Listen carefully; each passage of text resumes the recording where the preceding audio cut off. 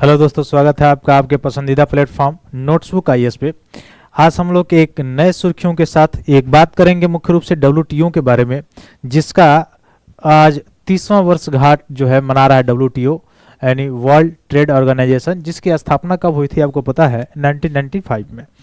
तो जल्द से जल्द सभी लोग जो है जुड़ जाइए और अपने अपने ग्रुप में शेयर कीजिए, ताकि हम लोग इसके बारे में पूरा तथ्य जो है यह आज हम लोग समझने का प्रयास करेंगे, क्योंकि आपके एग्जाम्स के लिए बहुत ही इंपॉर्टेंट हो जाता है। क्यों ऐसा? इसलिए क्योंकि यह अपना 30वां वर्षगांठ मना रहा है। जब 30वां वर्षगांठ मना रहा है तो एग्जाम ऑफ व्यू से और ही ज़्यादा इंपॉर्टेंट हो जाता है। ठीक है, तो आज हम लोग समझने का प्रयास करेंगे कि डब्ल्यूटीओ से पहले क्या था। ठीक, तो आइए चलते हैं, हम लोग पहले समझने का प्रयास करते हैं कि विश्व व्यापार संगठन और मराकेश समझौता, इसका 30वां वर्षगांठ जो है मनाया रहा है। तो मराकेश समझौता क्या है, इसको हम लोग देखेंगे।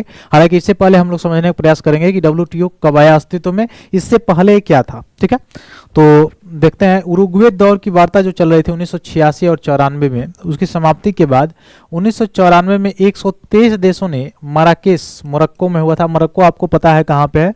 हाँ, कहाँ पे है? साउथ अफ्रीका में। ठीक है, जहाँ पे आप देख सकते हैं कि सहारन जो डिजर्ट है वहाँ पे है। तो मराकेश में क्या हुआ था? मराकेश समझौते पर हस्ताक्षर हुआ था। यानी मराकेश समझौते पर हस्ताक्षर कब हुआ था? 1994 में हुआ था। 123 देशों ने किया था हस्ताक्षर, सिग्नेचर किया था। ठीक है, और इसी समझौते के बाद क्या हुआ? 1995 में अंतर्राष्ट्रीय संगठन के रूप में डब्ल्यूटीओ वर्ल्ड ट्रेड ऑर्गेनाइजेशन की स्थापना होती है। अभी वर्ल्ड ट्रेड ऑर्गेनाइजेशन क्या है? तो प्रशुल्क और व्यापार पर सामान्य समझौता गैट की जगह लिया था। यानी यह 1995 से पहले यह किस रूप में था? GATT, गैट के रूप में था, जिसका पूरा नाम था प्रशुल्क और व्यापार पर सामान्य समझौता गैट। इसका जगह लिया क्या? डब्ल्यूटीओ 1995 से। ठीक है, यानी डब्ल्यूटीओ का पहले नाम क्या था? गैट था। अब मराकेश समझौता के बाद, यानी 1994 में मराकेश समझौता हुआ और उसके बाद एक साल बाद 1995 में क्या हुआ? यह डब्ल्यूटीओ बना। अब 1994 में जब मराकेश समझौता हुआ तो ये मना हो रहा है कौन सा वर्ष? 2024 के बाद 2025। तो 30वां वर्षगांठ मना रहा है डब्ल्यूटीओ। ठीक है, तो इसको याद रखिएगा। अब ये क्या है? गैट की स्थापना देखेंगे हम लोग। गैट की स्थापना कब हुई थी? तो गैट की स्थापना 1948 में हुई थी, 1948 से। तो 1948 से विश्व व्यापार को विनियमित कर रहा है कौन? गैट कर रहा था। ठीक, उसके बाद से 1995 में क्या हुआ? ये लिया इसका जगह डब्ल्यूटीओ ने लिया था। ठीक, अब ये काम क्या करता है? राष्ट्रों के बीच व्यापार के नियमों को लागू करने वाला विश्व स्तर का एकमात्र अंतर्राष्ट्रीय संगठन है। हालांकि कहीं कहीं ग्लोबल फेल्योर भी देखने को मिला है, जैसे चाइना जो कोरोना हुआ था उस टाइम भी। ठीक है, और भी बहुत समय देखने को मिलता है जब कभी जो चाइना है या फिर से यूएसए है इसके बातों को नहीं मानता है। तो ठीक है, तो वही कहा जाता है ग्लोबल गवर्नेंस की जो है वहाँ फेल्योर दिखाई देती है। तो डब्ल्यूटीओ का लक्ष्य क्या है? यह सुनिश्चित करना है कि वैश्विक व्यापार जो है यह कैसे सुचारू या पूर्वानुमानित और स्वतंत्र रूप से संचालित हो। यह इसलिए बनाया गया है, एक अंतर्राष्ट्रीय संस्था है। अब इसमें सदस्य में देखेंगे तो भारत सहित 166 सदस्य हैं इसमें। तो याद रखिएगा डब्ल्यूटीओ में कितने सदस्य हैं? भारत भी इसमें शामिल है और 166 सदस्य यानी भारत सहित हैं इसमें। तो भारत इसका सदस्य है। ठीक, और टोटल इसमें सदस्यों की संख्या 166 है। इसमें वैश्विक व्यापार का 98% हिस्से का प्रतिनिधित्व कौन करता है? ये डब्ल्यूटीओ करता है। ठीक है, आगे चलते हैं। इसकी संस्थागत संरचना कैसे है? तो इसमें हम देखेंगे मंत्री स्तरीय सम्मेलन निर्णय लेने वाला सर्वोच्च निकाय है। मंत्री स्तर पर निर्णय होता है। विवाद समाधान निकाय व्यापार संबंधी विवादों का निपटान करता है इसमें।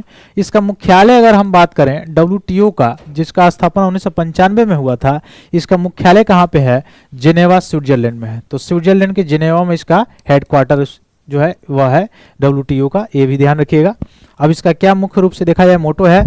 तो एक तो बिना भेदभाव का व्यापार करना, इसको बढ़ावा देना। फिर डब्ल्यूटीओ का जो और क्या मुख्य सिद्धांत है? मुक्त व्यापार, टैरिफ कम करना, गैर टैरिफ बाधाओं को कम करना।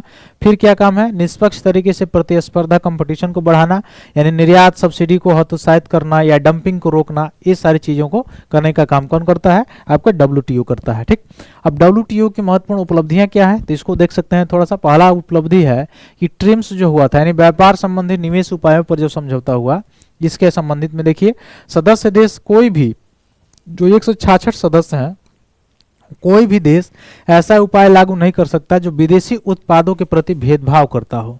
यानी जो डब्ल्यूटीओ के सिद्धांतों के अंतर्गत क्या है? मालात्मक प्रतिबंधों की ओर ले जाता हो। जैसे उदाहरण के लिए देखा जाता है स्थानीय सामग्री संबंधी आवश्यकताएं। ठीक, तो ये सब कार्य नहीं कर सकते हैं। दूसरा है क्या कि बौद्धिक संपदा अधिकार, आईपीओ जो है, इस संबंधी पहलुओं पर समझौता, ट्रिप्स जो है, ट्रिप्स हुआ था। तो यह बौद्धिक संपदा अधिकारों से जुड़े व्यापार संबंधी विवादों को भी सुलझाने का महत्वपूर्ण भूमिका निभाता है।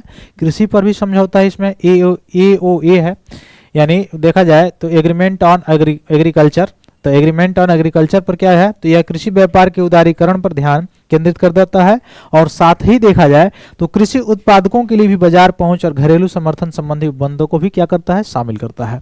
ठीक है, तो अगला और जो टॉपिक है वो क्या है इसमें का, एक है सैनिटरी और फाइनेंशियल उपाय पर समझौता SPS है, एक सेवाओं और में व्यापार सामान्य समझौता GATS का, एक प्रशुल्क व्यापार पर समझौता GATS का। ये सारी चीजें इसमें आप देख सकते हैं कि शामिल है। उसके बाद से क्या है, उसके बाद से अगर आप देखेंगे तो ये सारी चीजें यह WTO का मुख्य रूप से आप समझ गए होंगे। तो आशा करते हैं सारी चीज़ें आपको समझ में आई होगी। अगर समझ में आई है तो लाइक कीजिए, सब्सक्राइब कीजिए और शेयर कीजिए। बहुत बहुत धन्यवाद दोस्तों, जय हिंद।